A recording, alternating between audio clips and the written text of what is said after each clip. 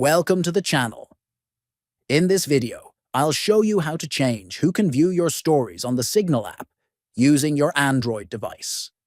Signal gives you full control over your story privacy, and knowing how to manage it helps keep your content visible only to the people you choose.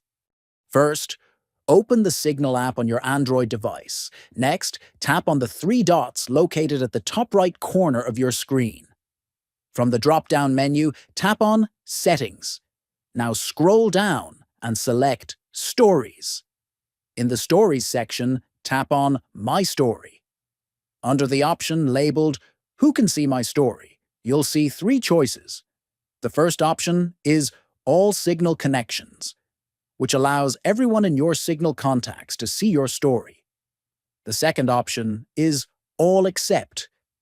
This allows you to hide your story from specific people.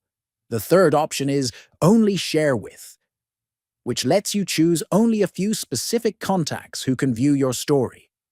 Once you select your preferred option, exit the menu. Your story visibility is now updated based on your selection. That's it. Now you know how to customize your Signal story privacy. If you found this video helpful, consider liking and subscribing for more simple and clear tech tutorials. Thanks for watching.